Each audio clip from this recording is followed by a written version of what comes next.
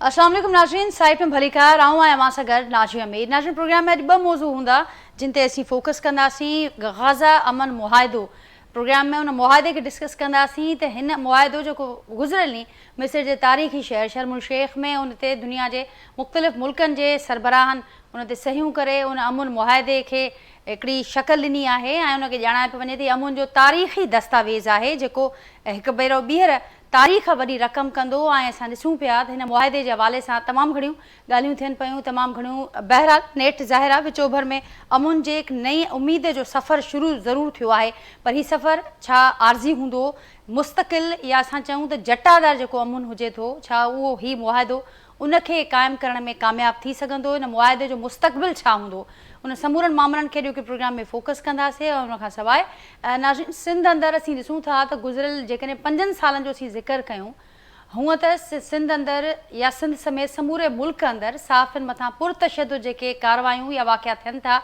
उनजो मिसाल असांखे नज़र अचे थो त तमामु ॾींहों ॾींहुं तमामु घणा वाक़िया उहे रिपोर्ट थियनि था ऐं केतिरा ई अहिड़ा वाक़िया आहिनि जेके असां ॾिसूं था त उन वाक़ियनि जे हवाले सां तमामु घणा उन जा बाद में असांखे रेपरकशन्स बि नज़र आया आहिनि। पर बहरहाल जेकॾहिं गुज़िरियल 5 सालनि जी डेटा खणी ॾिसूं था त रुगो सिंध अंदरि 7 सहाफ़ी बेदर्दीअ सां क़तल कया विया आहिनि। आख़िर ही सहाफ़ी अदम तहफ़ुज़ जो शिकार छो आहिनि? छो सिंध अंदरि सहाफ़ी सॉफ्ट टारगेट बणिजी चुको आहे? छो ही जेको अदम तहफ़ुज़ जो जेको अहसासु आहे उहो ॾींहों ॾींहुं मज़बूत थींदो पियो वञे? उन प्रोग्राम में जे ॿिए सेगमेंट में उन मौज़ू ते वधीक फोकस कंदासीं। नाज़रीन, जेको पैनल मूंसां गॾु मौजूदु आहे उनजो तारुफ़ असां कराईंदसि। जो कि पैनल में मूंखे जॉइन कयो आहे सीनियर सहाफ़ी आहिनि एजाज़ महर साहब, मूंसां गॾु वीडियो लिंक ज़रिए हिन प्रोग्राम जो हिसो आहिनि।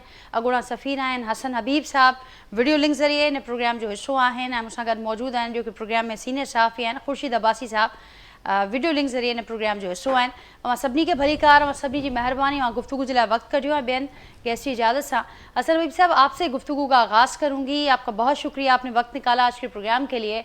गाज़ा अमन मुआहिदा, गाज़ा पीस डील, कैसे देखते हैं आप इसको? और इसको कहा जा रहा है कि अमन का तारीख़ी दस्तावेज़ है और साबित होगा, कैसे देखते हैं आप इसको? क्या वाकई हम देख पाएंगे पायदार अमन कायम होते हुए इस मुआहिदे के बाद, या इसको आर्जी जंगबंदी के तौर पर देखा जाए? शुक्रिया नजिया।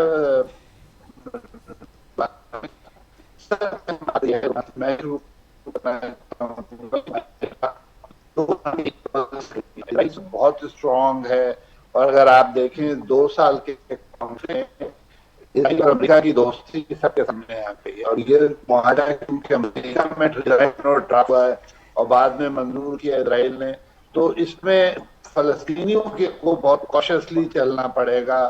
सीज फायर हो गया, बहुत अच्छी बात है। 2 साल से मुसलसल फलस्तीनी सफर कर रहे थे, आखिर में तो भूख और उससे बीमारियों से मरने लगे थे, तो उनके लिए तो सबसे खुशाइन बात यह है कि उनको एक रेस्पाइट मिली है और तकरीबन 50% ऑफ टेरिटरी से आईडीएफ पीछे चली गई है मुआहदे के बाद। बकिया जो 50% है उसमें वो फेजेस में जाएंगे। एक फेज में वो कोई 25% छोड़ेंगे और बकिया सेकंड फेज में छोड़ेंगे। लेकिन जो शर्त शराइत है, प्रिजनर स्वैप हो गया है, थोड़ा जो फलस्तीनी प्रिजनर्स छोड़े जाने हैं वो भी जल्दी हो जाए, छूट रहे हैं। असल प्रॉब्लम आएगा जब डी रेडिकलाइजेशन और डीमिलिटराइजेशन हो। हमास ने इन ग्रेटर गुड मान तो लिया है कि वो डीमिलिटराइज हथियार अपने छोड़ देंगे, लेकिन इसका फायदा किसको होगा? अगर कोई फ्यूचर कॉन्फ्लिक्ट होता है या फ्यूचर में इजराइल कोई एडवेंचर करता है तो इजराइल को रोकने वाला कोई नहीं। इंटरनेशनल स्टेबलाइजेशन फोर्स बनाई जा रही है जिसमें मुख्तलिफ मुसलमान मुल्कों के फौज होगी, लेकिन आपको पता है कि जो फौज है वो आईडीएफ के कंपैरिजन में कुछ भी नहीं होगी। तो क्या ये एक अच्छा मैकेनिज्म है इजराइल को डेटर करने का? मेरी समझ में तो नहीं आता है। उसके बाद हमारे पास अगला स्टेप आएगा कि जो डी रेडिकलाइजेशन है उसका क्या सिस्टम होगा। डी रेडिकलाइजेशन एक बहुत स्ट्रेंज फिनोमेना है और इसके पैरामीटर्स कौन डिसाइड करेगा, क्या होगा, ये इस मुआहदे में कोई जिक्र नहीं है। सिर्फ ये है कि डी रेडिकलाइज और डीमिलिटराइज करेंगे। डीमिलिटराइज होने के बाद उसकी डेवलपमेंट की बात होगी। तो ऑल इन ऑल लगता ये है कि ये मुआहदा is heavily tilted in favour of Israel. Israel 2 साल की जंग में थक गया था, हथियार उसके खत्म हो गए थे, स्पेशली बीच में उसके जो एडवेंचर्स थे अगेंस्ट ईरान, सीरिया और दूसरे लेबनान। तो अब जो पीरियड है उसमें इसराइल अपने आप को कंसोलिडेट करेगा और फ्यूचर कॉन्फ्लिक्ट के लिए तैयार होगा। ये तो हमें तैयार रहना चाहिए कि ये कॉन्फ्लिक्ट का एंड नहीं है। इसराइल की जो ग्रेटर इसराइल के प्लान्स हैं में अभी काफी टेरिटरी है जिस पे उन्होंने करना है, जिसमें साउथ ऑफ सीरिया में आप देखें ऑलरेडी कॉन्फ्लिक्ट है। द्रूज की वो हिमायत में उन्होंने कई दफा सीरिया की मौजूदा हुकूमत को थ्रेटन किया है। लिबनान ऑलरेडी सबड्यूड है। तो हमारे लिए बड़ा ये यूं समझें टेम्पररी फेज है जिसमें पीस है। इसमें हम लोगों का क्या रोल है अभी तक मुस्लिम उम्मा ने डिसाइड नहीं किया है कि उन्होंने क्या करना है इस विंडो में। इसको मैं विंडो कहूंगा, इससे आगे नहीं कहूंगा। तो इस पीस की विंडो में हमने क्या करना है कि जो फलस्तीनियों की डिजास्टर मैनेजमेंट कैपेसिटीज बढ़ानी है कि फ्यूचर में अगर कुछ होता है बमबारी या अटैक तो उसमें फलस्तीनी किस तरह अपने आप को महफूज करें, किस तरह से आप उनके लॉसेस कम से कम हो। तो हमारे लिए सबसे बड़ी खबर यही है कि ये जो पीस है ये एक विंडो प्रोवाइड कर रहा है हमें अपॉर्चुनिटी की कि जिसमें हम फलस्तीनियों की कैपेसिटी बिल्डिंग पे काम कर सकते हैं, not through weapon but through reconstruction, job creation और ऐसे सिस्टम्स इवॉल्व करें कि जिसमें उनकी कम्युनिकेशन इंप्रूव करे, उनके एजुकेशनल इंस्टीट्यूट, टेक्निकल इंस्टीट्यूट, जो छोटी मोटी इंडस्ट्री है वो वापस करें। तो हमारे लिए अब सबसे बड़ा काम ये है कि हम इस का मौका उठा के फलस्तीनियों की लाइफ को थोड़ा सा इंप्रूव। हसन हबीब साहब आप ही की बात को आगे बढ़ाते हुए जा साहब अवां कीअं ॾिसो पिया न मुआदे खे, जीअं हसन हबीब साहब ॻाल्हि कई त कॉन्फ्लिक्ट जो एंड न आहे, पर बहरहाल ही जेको मुआदो थियो आहे नेठि असीं ॾिसूं था त बहरहाल हिकु अमुन जी हिकु नई उमेद जो सिजु असांखे उभरंदे नज़र अचे पियो। ऐं जेका ॻाल्हि हसन साहब कनि पिया त हाणे हिकिड़ी विंडो ज़रूरु असांखे जे साम्हूं आहे त कैपेसिटी बिल्डिंग जे थ्रू डिज़ास्टर मैनेजमेंट में या ॿियनि एरियाज़ में जंहिंमें फ़लस्तीनी लेक पिया कनि उन्हनि खे हाणे कैपेबल करिणो आहे उन्हनि समूरी शयुनि खे। कीअं ॾिसो पिया अवां नशे खे? ॾिसो मुंहिंजो बिल्कुलु मां हबीब साहब जी इन ॻाल्हि सां इतफ़ाक़ थो कयां त ही हिकिड़ी विंडो आहे, आर्ज़ी रिलीफ आहे। इहो को पाइदार केतिरो थींदो, मुस्तक़बिल में उन जा कहिड़ा नतीजा निकिरंदा, त उहे इलाही ख़दशनि जी ऐं हिकिड़ी तमामु डिघी लिस्ट आहे। ऐं मूंखे जेको लॻो उहो इहो जेको सदर ट्रम्प साहब खे पाकिस्तान समेत कुझु मुल्कनि ऐं कुझु जेको नॉमिनेट कयो हो अमुन नोबेल इनाम जे लाइ, त उन जे करे थोरो तकड़ी जेको आहे इहो मुआइदो कयो वियो। ऐं नोबेल इनाम जी अनाउंसमेंट खां हिकिड़ो ॾींहुं अॻु में जेको आहे इहो अनाउंस थियो त हमास एग्री कयो आहे। पर अॼु जॾहिं असां ॾिसूं था त हिकिड़े पासे जॾहिं एग्रीमेंट में हमास डी रेडिकलाइज़ेशन ऐं उनखे गैर मुसलह करण जे हवाले सां जेको ट्रम्प साहब जो प्लान हो उन ते अमल दरामद करण जी हामी भरी, पर कल्ह खां वठी इहे ख़बरूं बि अचनि थियूं त हमास जा जेके असला बरदार आहिनि उन्हनि अची वरी कंट्रोल संभालियो आहे गज़ा में। ऐं अॼु बि मुख़्तलिफ़ रिपोर्ट्स आहिनि, मुख़्तलिफ़ टीवी चैनल्स ते अल जज़ीरा वटि डिफरेंट फिगर आहे, किथे 32 जी फिगर आहे त अॼु गज़ा जा फ़लस्तीनी जेको आहे उहो हमास सां मुक़ाबले में मारिजी विया आहिनि। 6 हमास जा माण्हू बि मारिजी विया आहिनि जेके हिननि जा वेड़ा कनि। त वरी हमास पंहिंजो जेको आहे कंट्रोल इस्टेब्लिश करे पई ऐं उनजो रीज़न इहो था ॿुधाइनि त जेके गज़ा जा लखे माण्हू मोटी आया आहिनि पंहिंजे घरनि में, त उन्हनि जे अंदरि हिकिड़ो ग्रुपिंग जेके आहिनि पाण में न थिए ऐं वरी खाना जंगी न शुरू थी वञे। ऐं जेके ख़ुदि इसराइल बि इन दौरान एतिरो कमु कयो आहे, मुख़्तलिफ़ ग्रुप्स खे तयारु कयो आहे, उन्हनि खे असलो ॾिनो आहे। ऐं जेको उते कुझु अहिड़ा अरब क़बीला बि आहिनि जंहिंजो अॻु में ही फुरलुट बि कंदा हुआ, जेको गज़ा जे लाइ इमदादी सामान ईंदो उहो रस्ते मां लुटे वेंदा हुआ ऐं उन्हनि खे इसराइल जी मुकमिल हिमायत हासिल आहे। त हमास जो इन हद ताईं ख़दशो पंहिंजी जाइ ते मौजूदु आहे। पर जेका एग्रीमेंट जी ख़िलाफ़ वर्ज़ी त तव्हांखे हाणे ई नज़र थी अचे त जेको हमास जेको आहे उन जा मुसलह गार्ड जेके आहिनि उहे अची विया आहिनि मैदान ते ऐं हू शायदि बज़ाहिर फ़िलहाल कंट्रोल छॾण जे मूड में कोन था लॻनि। त हाणे इहो इशू कीअं सेटल थींदो ऐं खोड़ सारियूं शयूं आहिनि, छा इहो वरी मामिलो जेको आहे इसराइल खे ॿीहर हमले जे लाइ जवाज़ पैदा कंदो? छो त इसराइल बि थकिजी पई, फौज मूं आवाज़ अचनि पिया, रिटायर्ड तोड़े हाज़िर सर्विस फौजी, इवन इसराइली अवाम जेको आहे वॾे पैमाने ते मुज़ाहिरा कया त भई हीअ जंग बंदि थियणु घुरिजे। त उहो जेको पॉलिटिकल प्रेशर हुयो ऐं इवन यूरोप जे कुझु मुल्कनि जेका सप्लाई बंदि कई असले जी, मिज़ाइलनि जी, बम बारूद जी, त उन खां पोइ जेको इसराइल ते हिकिड़ो प्रेशर बिल्ड थियो ऐं उन्हनि जा हिकिड़ा रिसोर्सिस महदूद थी विया, त हू हाणे पाण खे बिल्कुलु, मां हिन ॻाल्हि सां हबीब साहब सां इतफ़ाक़ थो कयां, त हू हाणे पाण खे वरी रीऑर्गनाइज़ कंदो, रीग्रुप कंदो ऐं वरी जेको आहे मैदान में लहंदो ऐं उन जे लाइ जवाज़ बि शायदि हमास ख़ुदि पैदा करे।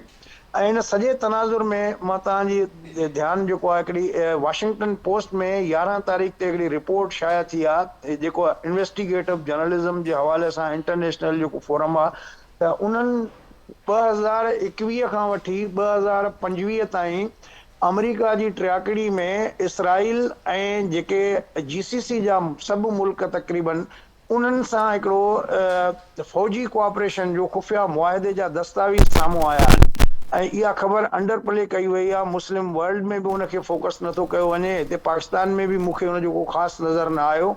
त उहो जेको आहे हिकिड़ी वॾी भयानक गठजोड़ जेको आहे वाशिंगटन पोस्ट उहो साम्हूं आंदो आहे त कहिड़े तरीक़े सां सऊदी अरब समेत, सऊदी अरब, UAE, इवन बहरेन, कतर, इन सभिनी मुल्कनि जेको आहे गॾिजी इसराइल सां फौजी ताउन जो एग्रीमेंट कयो आहे, जेको इलाही ख़तरनाक आहे। ऐं उन इन डिटेल तव्हां पढ़ंदव त तव्हांखे इलाही अफ़सोस बि थींदो त कीअं असांजा मुस्लमान इस्लामी अरब मुल्क अंदरूनी खाना इसराइल सां जेको आहे उहे खुफ़िया मीटिंगूं बि कनि था। इन्हनि जी हिकिड़ी मीटिंग हुते अमेरिका में थी आहे जेके इंतिहाई खुफ़िया रखियो वियो, ऐं ॿी मीटिंग हिते इन्हनि जी अरब मुल्कनि में थी आहे ऐं मुख़्तलिफ़ जॻहियुनि ते इहे इसराइल जा नुमाइंदा, अरब मुल्कनि जा नुमाइंदा, अमरीकी इहे वेही पाण में गठजोड़ कंदा रहिया आहिनि। हाणे 2021 हाणे हीउ जेको वाक़ियो आहे हमास वारो, इहो त 2 साल पुराणो आहे, त हे उन खां 2 साल पुराणी ॻाल्हि आहे, माना जॾहिं खां वठी ही अमेरिका खुफ़िया तरीक़े सां इहो नेटवर्किंग करे रहियो हो। त इहो सॼो हिकिड़े लिहाज़ सां उन ख़बर में तासुर इहो आहे त इहो सॼो जेको हुयो ईरान जे ख़िलाफ़ वठ पकड़ हुई, पर ईरान जंहिं तरीक़े सां रिस्पॉन्ड कयो उहो अमेरिका खे बि तवक़ो कोन हुई ऐं इसराइल खे ख़ुदि बि तवक़ो कोन हुई। आयरन डोम ते जेको हुननि खे वॾो हुयो पंहिंजो ज़ोम, त ईरान जे इन रिस्पॉन्स खां पोइ हू थोरो भुरकिजी विया आहिनि ऐं अलर्ट थी विया आहिनि। त मूंखे लॻे थो त इन सां शयूं जेको आहे इसराइल वधीक पाण खे जेको आहे मज़बूत करे ऐं वरी ॿीहर कंदो, ऐं मूंखे गज़ा जे आम माण्हुनि जे ज़िंदगीअ में बहितरी जी उमेदूं घटि में घटि मूंखे घटि थियूं नज़र अचनि। असद साहब कुछ ऐड करेंगे आप वॉशिंगटन पोस्ट की ये खबर, उसके अलावा जिस तरह से जो बात एजाज साहब ने कही, आपने भी उससे पहले कहा कि खुद ये जवाज़ एक बार फिर से मुनज़्ज़म होने का, एक बार फिर से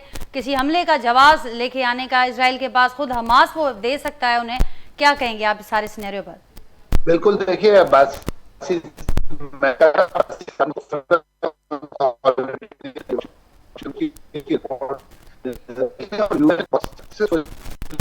को ये यकीन दिलाया हुआ है कि इजराइल थ्रेट नहीं अरबों को, ईरान है। इसीलिए जो GCC का सीक्रेट मुआहदा था, ये सबको पता है, इट्स एन ओपन सीक्रेट, कि वो टाइमली एक्सचेंज ऑफ इंफॉर्मेशन और प्रोटेक्शन के लिए इजराइल ने ऑफर किया हुआ है इब्राहिमिक अकॉर्ड से पहले ही। तो ईरान अभी थ्रेट है और अब ईरान भी देखिए दोबारा अपने आप को कंसोलिडेट कर रहा है। Su-35 जहाज आ गए उनके पास ऑलरेडी रशिया से, वो अपने मिसाइल को और दूसरों को और प्रोटेक्ट कर रहा है। तो जो कमिंग कॉन्फ्लिक्ट होगा उसमें इजराइल को जो पिछली दफा एडवांटेज थी कि उनकी जो स्पियोनाज बहुत अच्छी थी और ईरानियंस जो थे उन्होंने बहुत कैजुअली लिया था थ्रेट को, अब की वो उनको पता है कि उनके अंदर जिस तरह के लोग हैं और जिस तरह टारगेट पिन पॉइंटेड है, तो अब दोबारा इतनी आसानी से इजराइल और US को मौका नहीं लगेगा और Iran would be better prepared. और अब कम से कम अरबों को पता चल जाना चाहिए कि Iran is not the threat, असल थ्रेट हम लोगों के लिए इजराइल है मिडल ईस्ट में। और वो क्यों है कि अमेरिका का वो समझे सिक्योरिटी आर्म है इन मिडल ईस्ट, कि मिडल ईस्ट को कंट्रोल करने के लिए अमेरिका यूज करता है इजराइल को। और अब जैसे आपने खुद कहा, पासी साहब ने कहा कि यूरोप का रिएक्शन बहुत स्ट्रांग और बहुत अनप्रेसिडेंटेड था। आपको पता है फ्लोटिला भी ग्रेटा थुनबर्ग जो लेके आई थी, उन्होंने बड़ा इमेज खराब किया। कंट्रीज लाइक स्विट्जरलैंड जो क्लासिकली चुप रहते थे ज्यूस के मसाइल पे, वहां भी लोगों ने वेपन के स्पेयर पार्ट्स पे बड़ा शोर मचाया है। इटली की पोर्ट बंद हो गई। तो ये जो सारा रिएक्शन तो उसने इजराइल को मजबूर किया है कि वो अपने एक्शंस को कुछ रोके, लेकिन कब तक रोकता है ये बहुत बड़ा सवाल है। ठीक भाई साहब, अवां छा चवंदो ग़ज़ा जो ही अमुन मुआहिदो जंहिंखे वठी करे ज़ाहिरा खोड़ ख़दशा बि आहिनि, जीअं हसन साहब ॻाल्हि कई त अञा खोड़ शयूं क्लियर बि न आहिनि। बिल्कुलु इहा सही ॻाल्हि आहे। जे जेको फ़लस्तीन जो मसइलो इंतिहाई पुराणो आहे ऐं यासिर अरफ़ात खां वठी जॾहिं शुरू थियो त हिकिड़ो वॾो अर्सो ऐं पूरी दुनिया जेका आहे परेशानी ऐं ख़ासि तौर जो ग़ज़ा में जो कुझु थियो ऐं जो कुझु फ़लस्तीन सां थियो, ज़ाहिर आहे त पूरी दुनिया अलॻि हुई। पर हाणे असांखे मां सम्झां नाउमीद न थियणु खपे। हिकिड़ो थोरे अरसे जे लाइ हिकिड़ो अमुन मुआहिदो जेको थियो आहे या कैदियुनि जा तबादला थिया आहिनि, इन हद ताईं त लाश वापसि कया था कयो वञे। इहे जेके शयूं आहिनि त इन में ख़ासि तौर ते मिस्र जो हिकिड़ो वॾो शुरू खां ई वॾो किरदारु हुयो, तुर्की जो किरदारु हुयो। इन्हनि सभिनी जेको आहे सो इहा ई कोशिशि हुई त इन्हनि खे फ़लस्तीन खे बिल्कुलु तबाह करे छॾियो वियो हो ऐं जेको कुझु नुक़सानु थियो हुनजो जानी माली या जेका तबाही थी त इन जे ज़ाहिर दुनिया अलर्ट हुई ऐं इन में पाकिस्तान जो वॾो किरदारु हो ऐं तव्हां हिते तंज़ीमूं या दुनिया भर में आवाज़ थिए फ़लस्तीन जे हक़ में, छो उनखे हिकिड़ो तबाह करे मारियो वियो ऐं जिथे बि हिन मसइला थींदा धरतियुनि जा मफ़ादनि जा जंगूं ॾाढियूं ॾिघियूं लॻियूं। पर हे जेके अमुन मुआहिदा आहिनि हिन जा बि असरात हूंदा आहिनि। हाणे कंहिं हद ताईं मां सम्झां थो हे जेको अमुन मुआहिदो थियो आहे हिन में कंहिं हद ताईं लॻे थो त दुनिया जी दिलचस्पी। हाणे असां इन खे ख़ाली इहो न सम्झूं त ट्रम्प जेका कोशिशि कई पंहिंजे नोबल इनाम जे लाइ, पर जेको हिन वक़्तु ट्रम्प जो किरदारु नज़र अचे थो उहो थोरो पॉज़िटिव नज़र अचे। दुनिया भर में उनजी कोशिशि आहे अमेरिका जी जेके जंगूं आहिनि या जेके झेड़ा आहिनि कंहिं तरीक़े सां रोकियो वञे, छो त हाणे जो एटम बमनि जी मौजूदगी में दुनिया ॾाढी ख़तरे में आहे ऐं इहे जंगूं लॻियूं त मामला गड़बड़ थींदा ॾाढा। इन करे मां सम्झां थो त जेको हे ताज़ो जो अमुन मुआहिदो थियो आहे इन में इन जा नतीजा सुठा निकिरंदा, निकिरणु खपनि ऐं जे हाणे को अॻिराई थो करे त उन ते बि नज़र रखणु खपे। जन अमुन मुआहिदो करायो आहे उन्हनि मुल्कनि खे खपे उहे चेक बैलेंस कनि, उन इसराइल जे नज़र रखनि, ॾिसनि त हाणे इहो मामिलो कीअं थींदो, इहो जेके नतीजनि जो हासिलु थियणु खपे कंहिं सूरत में। ठीकु, नतीजो ज़ाहिरा मैटर करे थो कंहिं बि मुआहिदे जो, कंहिं बि शइ जो जेको सॼो फोकस हुजे थो नतीजनि ते हुजे थो। जीअं अवां बि ॻाल्हि कई त हाणे इहा सभिनी जी ज़िम्मेवारी आहे ऐं ख़ासि करे टियाकड़ मुल्क जेके साम्हूं बि आया आहिनि त उन्हनि जी बि तमामु वॾी ज़िम्मेवारी आहे त हाणे इन शइ खे यकीनी बणाइनि। हसन साहब, एक और सवाल आपके सामने कि अब ये यहाँ पर तो अमन हो चुका, लेकिन जो बात जैसे भाई साहब ने अभी जिक्र किया कि इस वक्त ज़रूरत है और जो किरदार सामने आ रहा है इस वक्त सालसी करने वाले मुल्कों का, तो मसला कश्मीर की तरफ दुनिया कब देखेगी? आप देखते हैं अब उसके लिए भी कोई राह हमवार होगी हमारे पास?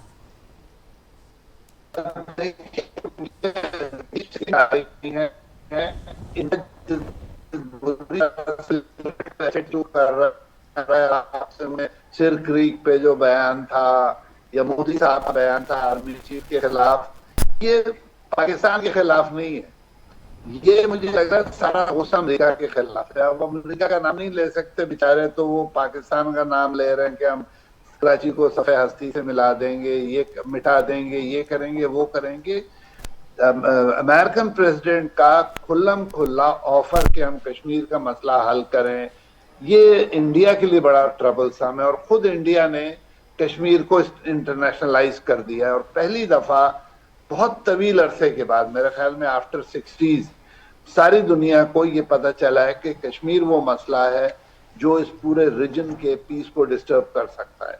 तो इंडिया के लिए बड़ा अजीबोगरीब है और मुझे लगता है कि किसी सूरत में अगर हम इसको, जिस तरह हमारी डिप्लोमेसी काफी प्रोएक्टिव हो गई है पिछले एक आध सालों में, इसमें ही अगर हम इसी उसमें कश्मीर की तरफ थोड़ा सा प्लान तरीके से नए इनिशिएटिव बिल्ड करें। देखिए, अनफॉर्चुनेटली आप भी फॉलो करती हैं आईआर को, पिछले काफी दिनों में, मेरे ख्याल में डेकेड में कश्मीर के बारे में कोई नया इनिशिएटिव नहीं आया है। हम बिल्कुल वही पुरानी बातों पे कर रहे हैं, CBMs की बातें करते हैं, ये वो नहीं चल रहा। 5 साल पहले मोदी साहब ने कश्मीर को जम कर लिया, हम कोई नैरेटिव बिल्ड नहीं कर पाए अपना। अब हमें बहुत सीरियसली, हमें एक बहुत लाइफ टाइम अपॉर्चुनिटी है, जब दुनिया हमारा नैरेटिव सुन रहे है। इंडिया इतना डिस्करेज हुआ है कि उनको 6 महीने लगे ये कहने में कि उन्होंने पाकिस्तान का नुकसान किया था।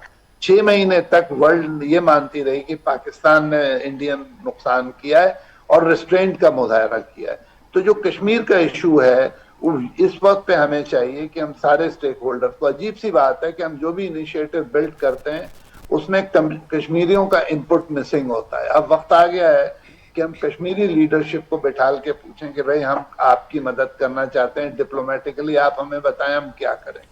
अनलेस हम ये करेंगे, कश्मीरियों को साथ लेके चलें, दोनों को on both side of the line of control, हमें ये करके एक नया नैरेटिव बिल्ड करना है कश्मीर पे, क्योंकि पिछला तो नहीं चल रहा, ना दुनिया उसको सुन रही है ना कुछ कर रही है। देखिए सारा जो ये पीस वो है, ये सिर्फ ट्रंप का नोबेल प्राइज नहीं है। ये जो पिक्चर्स आती हैं, आप खाना खाने बैठी हैं, देखा एक फलस्तीनी बच्ची रो रही है, किसी के सर से खून बह रहा है, धमाका हो रहा है, एम्बुलेंसेस चल रही हैं, इसने पूरी दुनिया को हिला के रख दिया। जैसे इंतफादा 1 जो थी, उसने यूरोप में इतना वो इमेज डाला था कि पीस डील करनी पड़ी थी और 2 स्टेट सोल्यूशन पे बात इजराइल करने को तैयार था।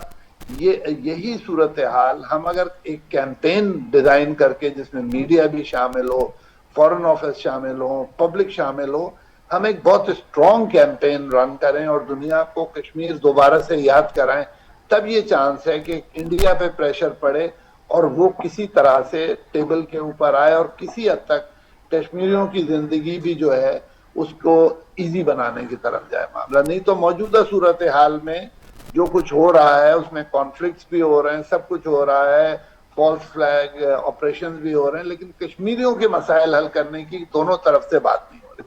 कश्मीरियों के मसाइल हल करने की दोनों तरफ से बात नहीं हो रही है। Thank you so much Hasan Habib साहब। और इस पर जैसे कि आपने भी कहा कि बड़ी प्रोएक्टिव अप्रोच दिखानी होगी।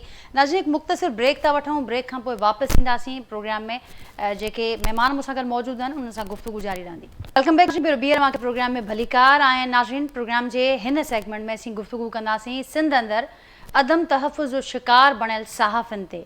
सहाफ़ी जिन जो बुनियादी कमु इहो हुजे थो त पंहिंजे कलम ज़रिए हू जेके बि मामला हुजनि था, समाजी अणबराबरियूं हुजनि, नाइंसाफ़ियूं हुजनि, ॿिया मामला हुजनि, उन ख़िलाफ़ु न रुगो पंहिंजो आवाज़ु उथारे थो पर पंहिंजे कलम जे ताक़त सां उहा जंग बि विढ़े थो। पर अॼु हालति इहा आहे, जीअं असीं अॼु इंट्रो में बि ज़िक्र कयोसीं, त गुज़िरियल 5 सालनि दौरान सिंध अंदरि तमामु बेदर्दीअ सां 7 सहाफ़िन खे क़तलु कयो वियो आहे। उनखां सवाइ अनेक अहिड़ा वाक़िया थिया आहिनि जंहिंमें सहाफ़िन मथां केस हुजनि, पुरतशदुद कार्रवायूं हुजनि, ॿिया मामला हुजनि, उहे बि असांखे नज़र आया आहिनि। हूअं त नाज़रीन को बि तबिको हुजे, जेकॾहिं कंहिं माण्हू सां अहिड़े क़िस्म जी का नाइंसाफ़ी थिए थी, का पुरतशदुद कार्रवाई थिए थी, उनजी न रुगो सहाफ़ी मज़म्मत करे थो पर उन ख़िलाफ़ु आवाज़ु उथारे थो, मज़लूम जो आवाज़ु बणिजे थो ऐं उनखे इंसाफ़ ॾियारण ताईं उन सां गॾु बीठल नज़र अचे थो।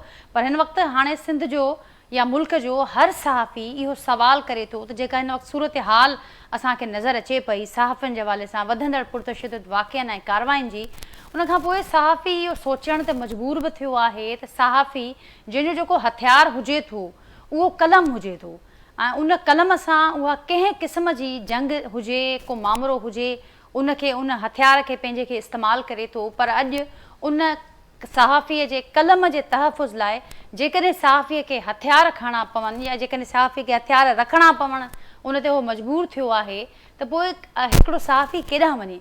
मुख़्तलिफ़ सवालनि नाज़रीन जेके इन्हनि अफ़सोसनाक वाक़िअनि खां पोइ पैदा थिया आहिनि ऐं हीअ सवाल इन जे करे बि तमामु घणा असांजे ज़हननि में बि आहिनि ऐं शिदत बि इख़्तियार कनि पिया ॾींहों ॾींहुं त इन्हनि वाक़िअनि में न रुगो वाध थिए पई पर इन वाक़िअनि खां पोइ असां ॾिसूं था त का दाद रसी न पई थिए। जो मूं ज़िक्र कयो त गुज़िरियल 5 सालनि जो ही रुगो उहे सहाफ़ी जिन खे तमामु बेदर्दी सां क़तलु कयो वियो आहे, जंहिंमें अज़ीज़ मेमुण आहे, ज़ुल्फ़कार मुंदराणी आहे, अजय लालवाणी आहे, उनखां सवाइ सहाफ़ी असगर खंड, नसरुल्ला गडाणी साहब, उनखां सवाइ तव्हांखे यादि हूंदो जान मोहम्मद महर जो जेको वाक़ियो थियो गुज़िरियल महीने सीनियर सहाफ़ी इम्तियाज़ मीर ऐं ताज़ो ई कुझु ॾींहं अॻु नाज़रीन तुफ़ैल रिंद सां जेको वाक़ियो पेश आयो, ही सहाफ़ी आख़िर अदम तहफ़ुज़ जो शिकार छो बणियो आहे, छो असीं ॾिसूं पिया त अहिड़ी सूरत हाल आहे जंहिंमें सहाफ़ी हाणे सॉफ्ट टारगेट बणिजी चुको आहे। उन ते वधीक ॻाल्हाईंदासीं। मूंसां गॾु ॿ सीनियर सहाफ़ी पैनल में मौजूदु आहिनि, एजाज़ महर साहब ऐं ख़ुर्शीद अब्बासी साहब। एजाज़ साहब, छा चवंदो इन सूरत हाल ते? तमामु घणी अफ़सोसनाक सूरत हाल आहे।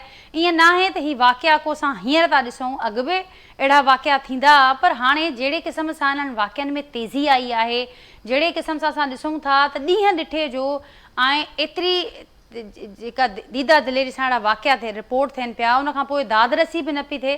छा सम्झो पिया त इहो हिकिड़ो कारण आहे त का दादरसी न पई थिए, इन करे सहाफ़ी अॼु अदम तहफ़ुज़ जो शिकार आहे, ईअं सॉफ्ट टारगेट बणियल आहे? न, मां सम्झां थो त ओवरऑल जेको सॼे मुल्क जी बदकिस्मती इहा आहे त जिते रूल ऑफ लॉ जो कंसेप्ट न हुजे, इंसाफ़ जी फराहमीअ में रुकावटूं पैदा थींदियूं हुजनि, ऐं उहो जॾहिं इंसाफ़ विकामंदो हुजे या जेको आहे त रियासत पंहिंजे माण्हुनि जी मालिकी करण जी ज़िमेवारी महसूसु न करे ऐं रियासत सिर्फ़ु हिकिड़े मख़सूस तबिक़नि जी, ताक़तवर तबिक़नि जी जेको आहे त पोइवारी करे, त उते अहिड़े क़िस्म जा जेको आहे वाक़िया थींदा रहनि था। ऐं इहा हिन मुल्क जी बदकिस्मती आहे त हिन वक़्तु बि सिंध में त तव्हां इहे 7 सहाफ़ी ॼाणाया, पर जेकॾहिं ओवरऑल तव्हां ॾिसो त बलूचिस्तान में बि हालात के आइडियल कोन्हनि, बदतरीन हालात आहिनि, केपी में बि बदतरीन हालात आहिनि।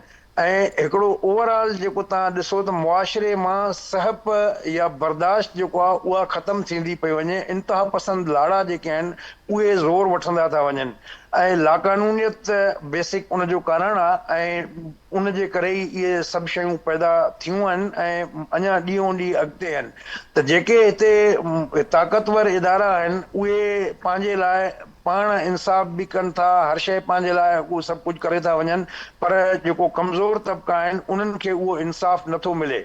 ऐं तव्हां अक्सर केसनि में ॾिसो त उन में असां मीडिया जो बि इहो कसूर आहे त असां उन्हनि खे फॉलोअप प्रॉपर तरीक़े सां उनखे मंतकी अंजाम ताईं पहुचाइण जे हवाले सां उन इशूज़ खे ज़िंदा नथा रखूं। बसि जॾहिं इशू थियो, जेसिताईं माण्हू आवाज़ एहतजाज कयो, को रोड ब्लॉक थियो त ख़बर छपाई हली, कुझु सिलसिलो थियो, त ओवरऑल मुआशिरे में ऐं मीडिया में या ॿिया जेके इदारा आहिनि, अदलिया हुजे, पुलिस हुजे, कानून नाफ़िज़ कंदड़ इदारा हुजनि, त उहे पंहिंजी हिकिड़ी ज़िमेवारी जेको आहे ॼण महसूसु नथा कनि पिया, ऐं पंहिंजी जान छॾाइण जे लाइ त ही क़बाइली जहिड़ो आहे, ही जेको आहे त बाबा हिननि जो पाण में ख़ानदानी मसइलो, बाबा क्राइम खे तव्हां क्राइम ट्रीट कयो न, उहो एटीट्यूड के कॾहिं पैदा कंदा? 78 सालनि में इहा बदकिस्मती आहे हिन मुल्क जी त क्राइम खे क्राइम सम्झो ई नथो वञे। माना उनखे तव्हां कोई न कोई चोलो पाराए ऐं ॿिए पंहिंजे कंध मां मसइलो कढण जी जेका हिकिड़ी आदत पइजी वई आहे असांजी पुलिस खे या जेका प्राइम जेका प्रोसिक्यूशन एजेंसी आहे, जॾहिं अहिड़ो एटीट्यूड हूंदो त ज़ाहिर आहे त इहे ख़तरात त अञा वधंदा। जॾहिं कातिल खे सज़ा न मिलंदी त उनखे हुशी मिलंदी, हू अञा सुभाणे ॿियो क़तल कंदो। त सहाफ़ी ख़ासि करे जेके आहिनि हिन मुल्क में, रियासती इदारा हुजनि या ॿिया गैर रियासती इदारा हुजनि, उन्हनि में मिलिटेंट तंज़ीमूं बि अची थी वञनि, प्रेशर ग्रुप बि अची था वञनि, या ॿिया जेके इंट्रस्ट बेस जेके आहिनि, मुख़्तलिफ़ मज़हबी लॾो हुजे, कुझु ॿिया ग्रुप हुजनि, त उहे माफ़ियाऊं बि जेको आहे घण रुखो जेको अदम तहफ़ुज़ जो शिकार आहे। ऐं इहे अफ़सोस जहिड़ी ॻाल्हि आहे त उन ते जेको आहे त न अदलिया जो पंहिंजो किरदारु सही रहियो आहे, न पुलिस जो किरदारु सही रहियो आहे। ऐं मुंहिंजो ख़्यालु आहे त इन मामले ते असांजे सहाफ़ी बिरादरी खे बि सोचणु घुरिजे, रियासत जे मुख़्तलिफ़ इदारनि खे बि सोचणु घुरिजे त इहो लाक़ानूनियत वारो जेको हिकिड़ो तासुरु उभरंदो थो वञे ऐं ॾाढे जी लटके ॿ मथा वारो कंसेप्ट जेको वधंदो थो वञे, इन खे रोकणो पवंदो, न त अॻिते हली इहो खाना जंगी जो सबबु बणिजी सघे थो। हिक खां पोइ ॿियो वाक़ियो थिए पियो, ऐं जीअं मां ज़िक्र कयो त लाक़ानूनियत असां ॾिसूं पिया त तमामु घणी आहे, ज़ाहिर आहे लाक़ानूनियत जो राज आहे, इन करे इन क़िस्म जा वाक़िया अञा ॾींहों ॾींहुं वधनि पिया। भाई साहिबु, अव्हां छा एड कंदो? पाण सहाफ़ी तंज़ीम सां बि सड़ियल आहियो, सलाड़ियल आहियो, जेका जीअं ज़िक्र कयो एजाज़ साहब, त इन में सभिनी जो किथे न किथे रोल बीहे थो ऐं सभिनी जी किथे न किथे ज़िमेवारी बि बीहे थी त कहिड़े असीं सभु इन वाक़ियनि खे रोकण में या उनजे फॉलोअप करण में या इन वाक़ियनि जे हवाले सां पंहिंजो आवाज़ उथारण में छा किथे पंहिंजी ज़िमेवारनि खां का कोताही पिया कयूं या छा पियो थिए जंहिंजे करे ही वाक़िया रुकजनि कोन पिया? ॾिसो, असांजे ॿिनि तरह जा वाक़िया थियनि पिया। हिकु त ज़ाती दुश्मनी जे बुनियाद ते जेको सहाफ़ी टारगेट थिए पियो, ऐं ॿियो त मुल्की पॉलिसियूं आहिनि उन ते को तनक़ीद करे थो या उन जे मंफ़ी अंदाज़ सां थिए थो उहो बि तव्हांखे अचे थो। ऐं इहे शयूं जेके ॾिसो न असां तक़रीबन 2-3 साल 200-250 जेके पूरे मुल्क में साफ़ जो शयूं थी चुका आहिनि। हाणे तव्हां जेको जेके तरक़ी याफ़्ता मुल्क आहिनि तव्हां ॾिसो उते साफ़ आज़ादु हूंदी, उते साफ़ जे रिपोर्टिंग ते उनजे आर्टिकल्स ते जेको आहे सो बाक़ाइदा तहक़ीक़ात थींदी आहे ऐं उनजो अमल कयो वेंदो आहे। त साज़ खे सम्झंदा आहिनि त हू हिकिड़ो आम माण्हू जो नुमाइंदो आहे ऐं आम माण्हू जी शिकायतूं ऐं उन्हनि जे जेके मसइला आहिनि उहे पेश करे थो। असां वटि मामला ॿिया आहिनि। हाणे जेकॾहिं को साफ़ ई हिते सिंध में को मारे थो वञे त सोचा भई फलाणो वॾेरो हिन जेको आहे लिफ्ट कराई या उनजे ख़िलाफ़ु ख़बर छा थिए या फलां थिए। हाणे दादा त असां वटि सॼो हाणे सरकारी निज़ाम जो टोटल जंहिं ज़िले में ॾिसो जेको SP आहे जेके सरदार खे लॻे थो उहो सरदार जो चवणु वठंदो या कंहिं आम माण्हू जो वठंदो। असां सॼे मुल्क में अलाए केतिरा मुज़ाहिरा कया, अलाए छा छा कयो, इतिहाद जो सिलसिलो अञा ताईं जारी आहे पर को ॿुधण लाइ तयारु कोन्हे। इहे जेके मामला कैसी हलंदा हाणे जेकॾहिं उन में ख़र्चो मूंखे इहो आहे जेकॾहिं साफ़ ई मुल्की मसइलनि में दिलचस्पी वठणु छॾे ॾियनि ऐं इन खे रिपोर्टिंग न कनि पोइ छा थींदो? पोइ हे मुआशिरो असांजो काॾे वेंदो, कीअं थींदो, हक़ सतीदार केरु कंदो? त इहे जेके सिलसिलो जेको किलिंग जो शुरू थियो आहे इहो मां सम्झां थो त जेको आम जंहिं साफ़ या उहो रिस्क करण लाइ अॻिते इख़्तियार न थींदो उहो पंहिंजो लॻे थो त ख़ामोशी इख़्तियार कंदो। वरी असां वटि अहिड़ा साफ़ बि आहिनि त जेके सिस्टम सां मिली करे हलनि था, जेसमैन आहिनि त उहे अमीर बि आहिनि, पैसे वारा बि आहिनि, उनजी ज़िंदगी सुठी थी गुज़रे ऐं उन्हनि जो जेको आहे सो हुकुम काम हले पियो। जेको नओं साफ़ी अचे थो फील्ड में उहो हाणे कंहिंजो निकिरी करे उसूल पर साफ़ी जो या जेको सिस्टम सां मिली करे कमाए थो ऐं पैसो ठाहे थो उन सां मिली करे हले। इहे शयूं मुल्क लाइ नुक़सान आहिनि। इन ते असांजे जेके मुक़बल क़ुवतूं आहिनि या असांजा हुकुमरान आहिनि सोचणु खपे त इहे शयूं कंहिं बर्दाश्त करणु खपनि। हा जेकॾहिं को साफ़ी प्लांटेड क़िस्म जो आहे या कंहिंजे पेरोल ते आहे ऐं उहो मुल्क जे ख़िलाफ़ु को लिखे थो त ख़तरनाक साबित थियो उन जा ॾह तरीक़ा आहिनि। तव्हां हुनखे असांजी जेके तंज़ीमूं आहिनि असां पंहिंजा एथिक्स ठाहिया आहिनि। असांजे बाक़ाइदा जेके बि मेंबर आहिनि असां एथिक्स ॾींदा आहियूं बाबा रिपोर्टिंग कीअं थियणु खपे, तव्हांजी पंहिंजी जान आहे। पोइ तव्हां रिपोर्टिंग जे लाइ कयो था त उन में इहे शयूं जेके आहिनि तव्हांखे जनमल ख़बर तरीक़ो ॾींदा आहियूं असां बाक़ाइदा। पर उनजे बावजूदि वाक़िया थियनि था ऐं उनजे वाक़िअनि थियण ते बि असां इख़्तियार कयूं था। असां उहा ई ॻाल्हि जीअं मर साहिबु चयो त भई जेसीं ताईं इंसाफ़ न मिलंदो माण्हुनि खे, जेसीं ताईं तज़ारत न थींदो, तेसीं ताईं माण्हू ॾिसो इंसानु आहे न उहो रिएक्ट करे थो। हाणे असांजो जेको मुआशिरो ख़ासि सिंध जो मुआशिरो हिनमहिल अजीब क़िस्म जो थी वियो आहे। माण्हू इंतज़ाम ते लिए आहिनि, उहो सम्झंदा त जंहिंमें जेतिरी हिमत आहे उहो करे वञे थो ऐं उन जा धन कान्हे, कुझु बि कोन्हे, रस्ता खुलिया पिया सभिनी जे लाइ। पर इहो मजबूरी तौर ते हिन मुल्क जे ख़िलाफ़ु मामिलो जो अॻिते हली जेका साफ़ दिलचस्पी ख़ौफ़ में अची वई, दिलचस्पी सड़े ॾिनी मुल्की मामलनि में हिसे वठण जी, तरजीब करण जी या राय ॾियण जी, छा थींदो?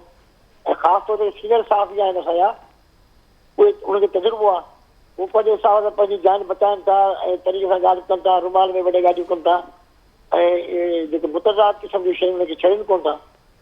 ॿी वरी असां वॾी जेका ख़तरनाक शइ आहे जेके ख़ारजा पॉलिसी हूंदी आहे हर कंहिं मुल्क जी मुस्तक़िल हूंदी आहे या दाख़िला पॉलिसी बि मुस्तक़िल हूंदी आहे, उन में का तब्दीली न ईंदी आहे। पर असां वटि हुकूमतुनि सां गॾु ख़ारजा पॉलिसी तब्दील थी वञनि, दाख़िला पॉलिसी तब्दील थी वञनि, पोइ के जेके जज़्बाती साफ़ी आहिनि या उनखे ख़बर न आहे त हिनमहिल कहिड़ी शयुनि ते लिखणु खपे, छा करणु खपे ऐं तरकीब कंहिं तरीक़े सां करणु खपे, त उहे अगरि मुहताज थियनि त पोइ पंहिंजी जान बचाए सघनि था। हाणे हिकिड़ो साहब जॾहिं क़तल थिए थो, ज़ाहिर जो ख़ानदान मुतासिर थिए थो, उन जा जेके साथी हुन सां गॾु आहिनि उहे मुतासिर थियनि था, उन्हनि ते बुरा असरात पवनि था। इहे मजबूरी तौर ते जेको आहे सो इहे तकलीफ़ूं आहिनि, इहे शयूं आहिनि। ऐं असां कोशिशि कंदा आहियूं जॾहिं असां को सेमिनार कंदा आहियूं तंज़ीमुनि तरफ़ां, असां उन्हनि इहे ई ॻाल्हियूं कंदा आहियूं त बाबा सभ खां पहिरीं तव्हांजी जान आहे ऐं उनखे ज़रिए रखी पोइ तव्हां रिपोर्टिंग कयो। पर हाणे ॻाल्हि इहा आहे त हाणे मामला जेके आहिनि सो हिकिड़े अजीब क़िस्म जा थी विया आहिनि ऐं भला जेकॾहिं को क़तल थी वियो त कोई इंसाफ़ जा जेके तक़ाज़ा उहे त पूरा कयो। जेके पुलिस आहे हुनखे त पंहिंजो किरदारु अदा खपे, इंसान खे पंहिंजो किरदारु अदा करणु खपे कि उहो साफ़ बोध कमत घटि हुनजा कातिल या हुनजे जेके मोहरताब कहिड़ा आहिनि छा थियो उहो हक़ आहे न उन साफ़ जे अहिड़े खाना जो ऐं हुनजे रिश्तेदारनि जो माउ पीउ जो दोस्तनि जो इहे सभु मामला आहिनि। ऐं अॻिते ॾिसो छा थियो त इहो इहा ॻाल्हि रुके कान थी, इन में इहो ॾींहुं इजाफ़ो थी वञे थो। कतल त आख़िरी स्टेज आहे न, आख़िरी वञिणो आहे। इन खां अॻु में कंहिंखे धमकियूं, कंहिंखे रोक टोक, कंहिंखे नौकिरियुनि मां कढाइनि, सॼा सिलसिला जेके आहिनि सो काफ़ी तमामु घणा आहिनि। पोइ इहे मामला मां सम्झां थो त हिनखे किथे किथे रुकणु खपे ऐं इंतिज़ामिया खे या रियासत खे सोचणु खपे उहे साफ़ ई जेके तनक़ीद जो हक़ रखनि था ऐं तनक़ीद मुल्क जी बहितरी लाइ कनि था उनखे त रखियो वञे। बाक़ी जेके रुगो कमाइण जे पोयूं आहिनि, सॼो ॾींहुं अॼो पोयूं माठाती माण्हुनि जा हलनि था, पैसो ठाहे वञनि था, हाणे उन्हनि खे ॾिसी जेको आम जेको बाउसूर साफ़ ई आहे त उहो कमु छॾे ॾिए त मूंखे अॻिते छा थींदो। बिल्कुलु जीअं मां ॻाल्हि कई त तमामु अहम किरदारु हुजे थो ज़ाहिर आहे कंहिं बि समाज जी जोड़ जख में, कंहिं बि समाज जी बीहक में सहाफ़ीअ जो। ऐं जेकॾहिं सहाफ़ी जेकॾहिं इन शयुनि खां मायूस थी करे जेकॾहिं पंहिंजे कलम जे तहफ़ुज़ लाइ उहो हथियार रखे थो या जेका जीअं अवां ॻाल्हि कई त हू इंतिहाई रविश रखण ते मजबूर थिए थो त पंहिंजा हू जेके कमु हुनजो आहे बुनियादी सहाफ़ती जेके हुनजी ज़िम्मेवारियूं आहिनि जेकॾहिं उहो छॾे थो ॾिए त पोइ हीउ किथे समाज वञी बीहंदो। उनखां पहिरियां सभिनी खे सोचणो पवंदो। एजाज साहिबु जीअं फॉलोअप जो ज़िक्र कयो त असीं ॾिठो आहे मुख़्तलिफ़ केसिस में फॉलोअप थियो बि आहे ऐं मुख़्तलिफ़ केसिस में असीं ॾिसूं था त उनखां पर रवैया जेके मैटर कनि था हुकूमत जो, रियासत जो, उहे तमामु घणा मायूस कंदड़ हुजनि था। खोड़ केसिस जेके तमामु घणा हाई प्रोफाइल बि बणिजनि था पर उनखां पोइ बि इन्वेस्टिगेशन जा मामला हुजनि या उनखां पोइ जेका सूरत हाल बणिजे थी उन में बि का ख़ासि सपोर्ट नज़र न पई अचे। बिल्कुलु उनमें ॾिसो न जेके इक़्तिदार जा असुल वारिस आहिनि ऐं पावर कॉरिडोर्स जा मालिक आहिनि उहे शयुनि खे पंहिंजे मफ़ादनि जे तहत हलाइण था चाहिनि, कंट्रोल करण था चाहिनि ऐं बुनियादी सॼी इन मामले जी जड़ उहा ई आहे।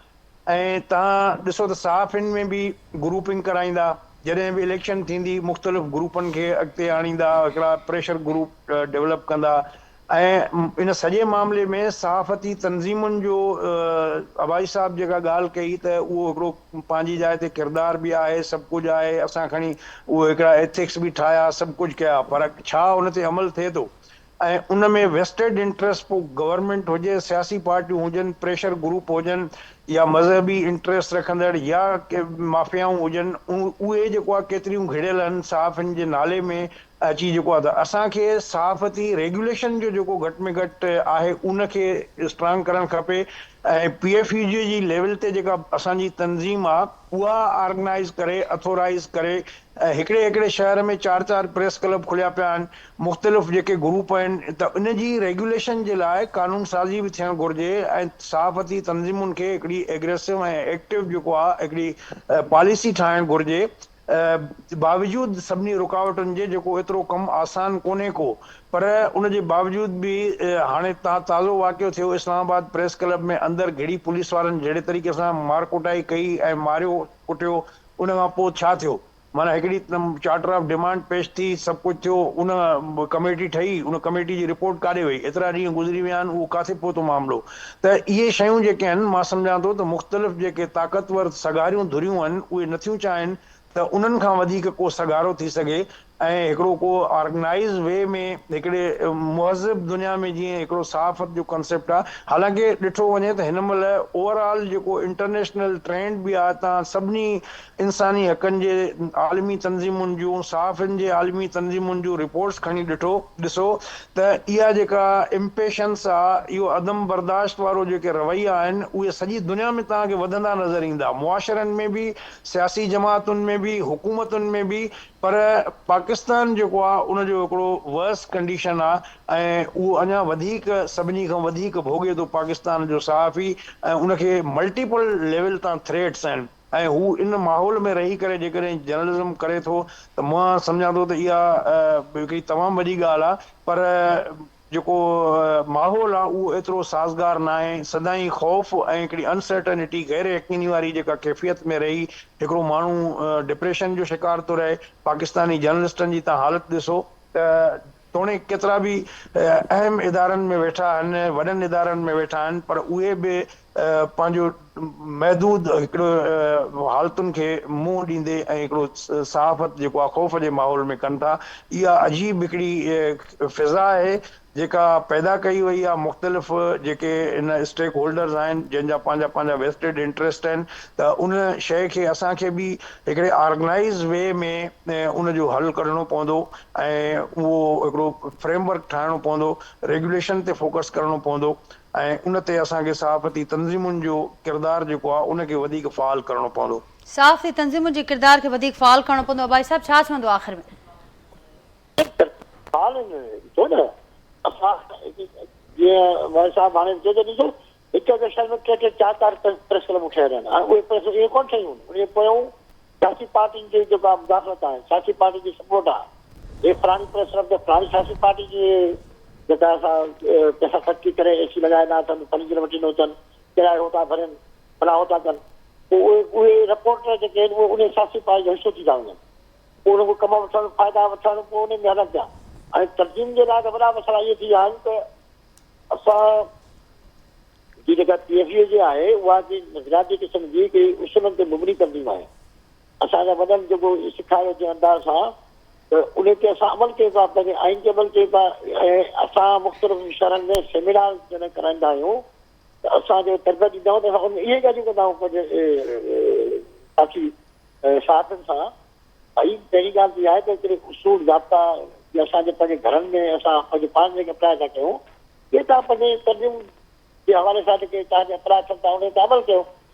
हाणे कुझु सहाफ़ी शुरूआत आहिनि, कुझु सहाफ़ी बाक़ाइदा तरबियत याफ़्ता आहिनि, सुठी तालीम आहे हुननि जी ऐं उहे ॾाढो सुहिणे रिपोर्टिंग कनि था। ज़िंदगी गुज़रे वई उन मथां कंहिंजे मथां उहो इल्ज़ाम न लॻो त कंहिंजे मथां, पर हाणे कुझु नौजवान सहाफ़ी जज़्बाती बि आहिनि ऐं कुझु मुक़ाबले में अॻिते निकिरणु चाहिनि था, त पोइ हुनजी रिपोर्टिंग थिए थी। ॿियो त रिएक्शन अॼुकल्ह जेको आहे अॼुकल्ह जेको नई जनरेशन आहे उहा रिएक्ट थी करे ॾाढो, ऐं पोइ वॾेरो घसां लॻी वियो धूड़ जी गाॾी जी धूड़ किरी जे मथां रिएक्ट कंदो हुनजे मथां। उहो सरदार वॾेरो जेको आहे त सॼी इंतिज़ामिया उनजे अंडर में आहे, सारी पुलिस इंतिज़ामिया खे जीअं चवंदो उहे कंदा हुए, हुननि जे साम्हूं कंहिं आम साहिब करे न सघंदा। इहे सॼा मामलात आहिनि। तर्जीमूं जेको ॾिसो न, तर्जीम छा कंदी, तर्जीम वधि में वधि हाणे हे जेको इस्लामाबाद प्रेस क्लब में वाक़ियो थियो, इहो हिकिड़ी मर्कज़ी प्रेस क्लब आहे ऐं वफ़ाक़ में आहे ऐं असांजी जेका मर्कज़ी क़यादत तक़रीबन उते ई आहे। ऐं हाणे असां जवाब में पूरे मुल्क में मुज़ाहिरा थिया भई इहो तव्हां छा था कयो, इहो कहिड़ो तरीक़ो आहे हिनखे सम्झ में करो। हाणे ॻाल्हि आहे त जेके फैसला करण वारा आहिनि उहे ई हिन ॻाल्हि खे न मञनि या उनजो टारगेट कोई ॿियो हुजे, उनखे तर्जीम छा कंदी। तर्जीम पंहिंजे असां वटि हर तरह जा माण्हू कारकुन मेंबर आहिनि, असां उन में छा थी कंदा आहियूं कि तरीक़े सां हुनखे हलाइजे, हुनखे तर्जह ॾिजे। तर्जीम जो किरदारु पंहिंजा आहे पर जेको जनरल माहौल जेको अचानक तब्दील थियो आहे, सियासी माहौल या जेके तरजीहात तब्दील थी वियूं आहिनि, उन करे जेको आहे मामला जेको अदम बर्दाश्त वारो मामिलो जेको थियो आहे उहो वॾेरे में बि अची वियो आहे, सरदार में बि अची वियो आहे, आम माण्हू में बि अची वियो आहे। आम माण्हू जेको आहे उहो बि अदम बर्दाश्त का शइ बर्दाश्त करण तयारी कोन्हे, उहो बि रिएक्ट थो करे। जंहिंमें जेतिरो मसइला इंसान आहे जेके मजबूरी तौर ते मसइला वधिया आहिनि मुल्क में, साहब न मिलणु, महांगाई, बेरोज़गारी ऐं इक़बाल जे मालिक जी पॉलिसी पंहिंजी आहे ऐं जेको उते रिपोर्टर कमु थो करे उहो उनजी सोच पंहिंजी आहे, तॾहिं करे उहे पाण में टकराइबा आहिनि। उहे टकराइबा त उनजी नौकिरी हली वञे उतां। ऐं जेकॾहिं वधीक जज़्बाई थिए थो ऐं लिखे पढ़े थो, कुझु लिखे थो त वरी पाण बि अशर थो थिए। पोइ जेके इन मामले में असांजा सारी मारिया वञनि था ऐं टारगेट रखनि था कि नौकिरी हली थो वञनि कि बासूर साहब अॼु बि परेशान जे आलम में वेठा आहिनि, हो त गवर्नमेंट को इम्तिहान वठण लाइ तयारु कोन्हनि। ऐं जेके सम्झी विया आहिनि मुआशिरे खे त भई असांखे टाइम पास करिणो आहे, उहे सॼो ॾींहुं पंहिंजे कम धंधनि में लॻा पिया आहिनि, उहे पैसो बि ठाहे विया आहिनि, उनजी ज़िंदगी सुठी बि गुज़रे। इहे मामला आहिनि सॼा तर्जीमूं पंहिंजे हिसाब सां कनि थियूं। इफेक्ट्स जेके असां ठाहिया उनजी बाक़ाइदे ब्रीफ ॾींदा आहियूं, उनखे सम्झाईंदा आहियूं भई हे हिनखे सॼी शइ थियणु खपनि। असां बि नवां जॾहिं आयासीं त जेके असांजा सीनियर हुआ इहे मीटिंगूं अटेंड कंदा हुआसीं, सम्झंदा हुआसीं त भई सम्झाईंदा त कीअं करणु खपे। तव्हांखे पंहिंजी लाइफ बचाइणु खपे न, लाइफ बचाइण तव्हांजी बुज़ुर्ग ज़िंदा रहंदो त कुझु कमु कंदो न। तव्हांजा ॿार बचा घर तव्हांजे आसिरे ते, तव्हांजा पीउ मार वेठा आहिनि, अहिड़े खाना वेठा आहिनि, उहे तव्हांजे आसिरे ते वेठा आहिनि। तव्हांजे जज़्बात में की तव्हां अहिड़ी रिपोर्टिंग कंदव या पर्सनलाइज़ थी वेंदो कंहिंसां कंहिं इशू ते त पोइ रिएक्शन थिए थो हुनजो। ऐं अॼु अदब बर्दाश्त जे करे हर तरफ़ रिएक्शन थिए थो। जंहिं करे तर्जीम जी पूरी कोशिशि हूंदी आहे त असां जेके हक़ीक़तूं आहिनि जेको आगाह कयूं, माण्हुनि खे तजवीज़ ॾियूं।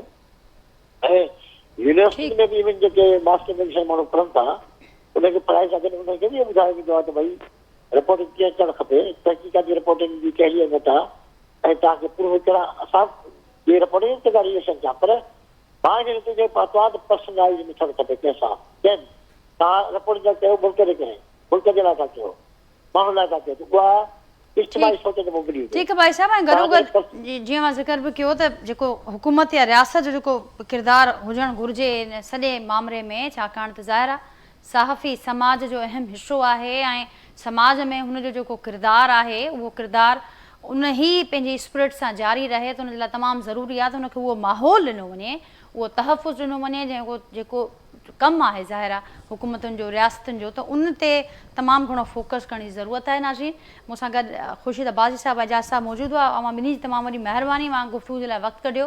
पंहिंजे फीडबैक खां असांखे आगाह कजो। वरी सुभाणे मां सां मुलाक़ात थींदी सेम टाइम ते नए मौज़ू ऐं महिमाननि सां गॾु। तेसिताईं ॾींदा इजाज़त। अल्लाह हाफ़िज़।